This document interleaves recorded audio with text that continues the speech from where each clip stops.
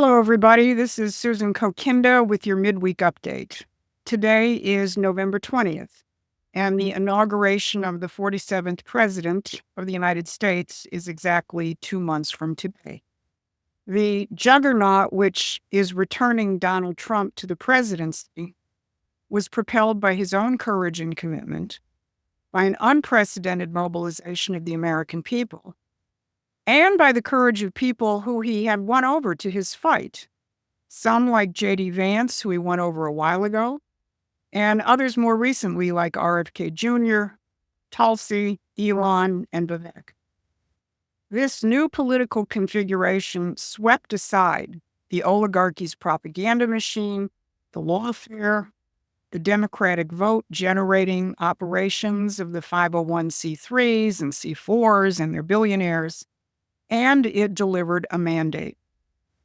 But now, after the first 2 weeks of this transition period, a sharper picture of this war has emerged, both from the standpoint of Trump's appointments and from the completely deranged response of the Anglo-American empire.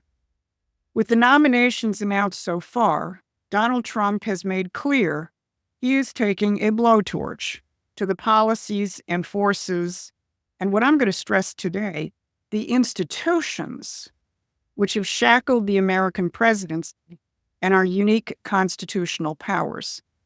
He has made clear that he intends to wield his constitutional powers in ways we have not seen for decades. The elites see this as an existential threat to a power structure which they have spent more than a century putting into place. And their immediate response is to play nuclear chicken with Russia. There's probably no one watching this show who doesn't know that the United States has given authorization to Ukraine to fire U.S. long-range missiles into Russia, and they did. Many also know that the Ukrainians have neither the training nor the targeting specifications to do that without direct NATO-U.S. involvement, which essentially means that the United States just attacked Russia. Russian President Putin responded by making official what had only been a proposed new nuclear doctrine for Russia, where previously Russia would respond with nuclear weapons if attacked by a nuclear power. Russia is now prepared if attacked by a non-nuclear power, namely Ukraine, with weapons provided by a nuclear power, namely the United States, to consider the nuclear power a legitimate target. Their new doctrine states that a critical threat to the sovereignty of the Russian Federation, even with non-nuclear weapons, will be the basis for a nuclear response. So, in essence, what just happened is that someone, probably Anthony Blinken or Jake Sullivan, has recast the ending of the movie Dr. Strangelove, putting the senile Joe Biden on the back of a descending nuclear missile in place of the cowboy hat-waving Slim Pickens. And another American provocation was announced just a few hours before this update was recorded, that the Biden administration will now allow Ukrainians to use U.S. anti-personnel landmines against Russian troops. The first question a lot of people are asking is, do these lunatics want World War III? Most of them probably do not, although there may be a few among them who are satanic enough to consider it. What they are trying to do is make it impossible for Trump to resolve the conflict, to box him into an adversarial situation with Russia with no way out, and to try and cripple his presidency before he gets into office. Many bloggers like Simplicius, Larry Johnson, and others are echoing what Martin Anderson said in his blog today. Whatever they can do to create war and to trap Trump, they are doing right now. As a side note, you might want to ask yourself what crisis they may have cooking up on the financial front as well. Now, many have already spoken out forcefully about how unconscionable and unconstitutional this Ukraine decision is. Representative Thomas Massie has called for the impeachment of Biden over this. Representative Marjorie Taylor Greene addressed the fact that Congress did not vote on this. Retired General Michael Flynn demanded that Kamala Harris invoke the 25th Amendment and start the process of removing Biden from power. Donald Trump Jr. put out a very powerful truth on this. These are all absolutely appropriate responses and should be supported if for no other reason than to make clear to Russia that most Americans do not support this and are neither nuts nor suicidal. But look a little deeper. 9 weeks ago, British Prime Minister Keir Starmer came to the United States to argue for precisely this policy. The Prime Minister argued for the United States to allow the British to use Pentagon-controlled targeting data so that the British Storm Shadow missiles could be used by Ukrainians to strike into Russia. While apparently permission was not then forthcoming, the geopolitical hand of the British in the current attack can't be ignored. Speaking at the G20 summit yesterday, Prime Minister Starmer doubled down on Britain's commitment to continue this war, no matter the consequences.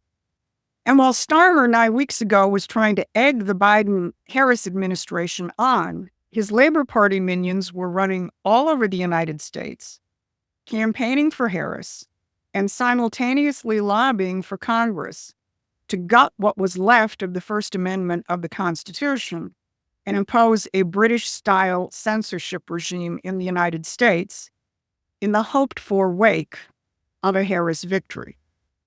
The installation of Harris 47 was to have been the final step in the destruction of the United States as a constitutional republic.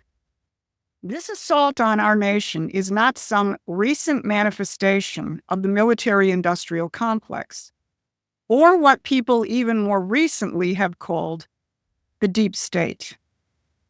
Throughout our nation's history, the oligarchy, and in our case specifically the British oligarchy, has hated and feared the brilliant system of checks and balances and separation of power, which works when animated by two things: a resolute and brilliant president and a mobilized, competent population which holds Congress accountable for their actions.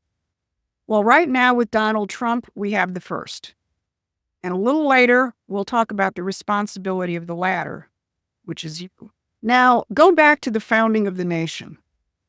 Jefferson and Madison and their cohorts did not like the strong presidential system, and they attacked George Washington viciously, calling him a king and a tyrant. This would be a good time for patriots to dispel their manipulated opinions about Jeffersonian democracy and check out the works by Promethean Action's Robert Ingram, to which we'll provide a link on our website. But I want to fast forward from our nation's founding to the 1880s and to Woodrow Wilson, because on Monday, Russ VA, Trump's former and hopefully future Office of Management and Budget nominee, brought up Woodrow Wilson several times in an absolutely brilliant interview with Tucker Carlson. Vaughn presented a chilling picture of the Leviathan known as the fourth branch of government, or the administrative state. He described this independent administrative state as totally unconstitutional, saying that you would understand this if, quote, you would have seen Woodrow Wilson bemoan our constitutional system, citing Wilson's 1885 book entitled Congressional Government. Vaught made the point that Wilson wanted to turn the United States into a British parliamentary system where power resided nominally in the parliament, but in reality, in the administrative apparatus which served and serves the oligarchy. He pointed out that Wilson wanted to do this by constitutional amendment, but instead this came about through the creation of the fourth branch of government, or the administrative state. Guess who was president when that began to happen? It was Woodrow Wilson, who gave us the Federal Reserve, the income tax, brought us into World War I, and revived the Ku Klux Klan from inside the White House. Now, during that interview, Vaught described how this administrative apparatus has been consolidated over the last century and a half, and shows how what he calls the downstream policies, like unstoppable wars or protection of the police state apparatus or protection of the big cartels like Big Pharma, are a result of this apparatus, which has been established to be and has been independent of our constitutional government. He gives a clearer picture than I've ever seen before about how the curtailment of constitutional presidential powers, like impoundment and recess appointments, or the fight over the use of Schedule F in firing government bureaucrats, have been part of this struggle. Letting this interview sink in, you will have a much more visceral understanding of the revolutionary nature of Donald Trump's appointments, like Matt Gaetz, Tulsi Gabbard, RFK Jr., Pete Hegseth, Elon Musk, and Vivek Ramaswamy, and why this is going to be a fight to the political death over the next several months. Trump knows what he's doing, and it is historic. The way Vaught put it again in the interview, quote, "The American people are not in control of their government, and what is needed is a president who must take control of the executive branch, must move executively fast, with radical constitutional perspective," unquote, in order to go after the so-called independence of the fourth branch of government. This also defines our responsibility as citizens of that branch of government which our founders created to be most directly affected by us, namely the legislative branch.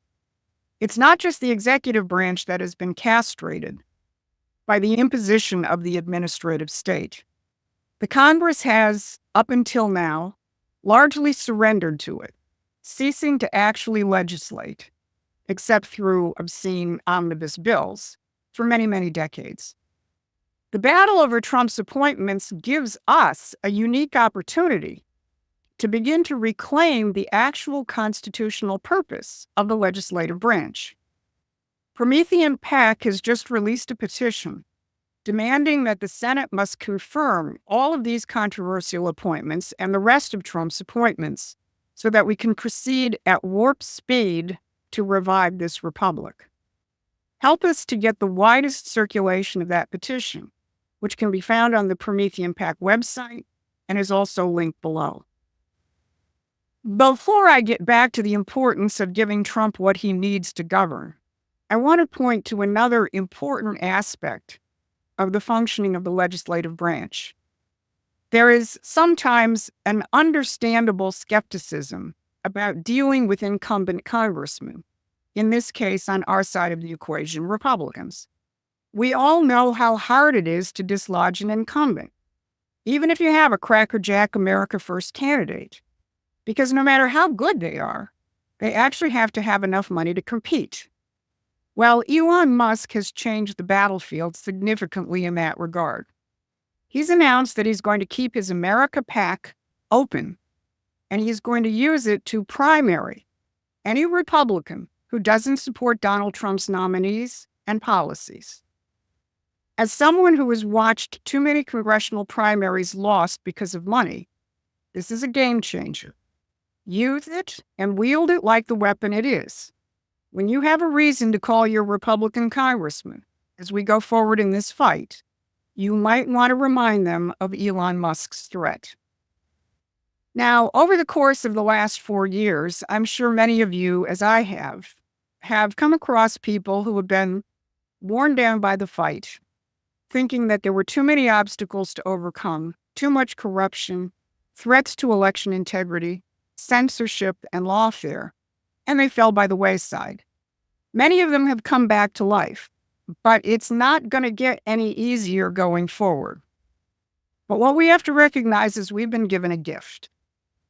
I want to conclude with, again, Russ Vaught's words in that interview, where he said, quote, "Donald J. Trump, I find him to be someone so uniquely situated for the moment. Read the Federalist Papers. They designed the system for someone like him.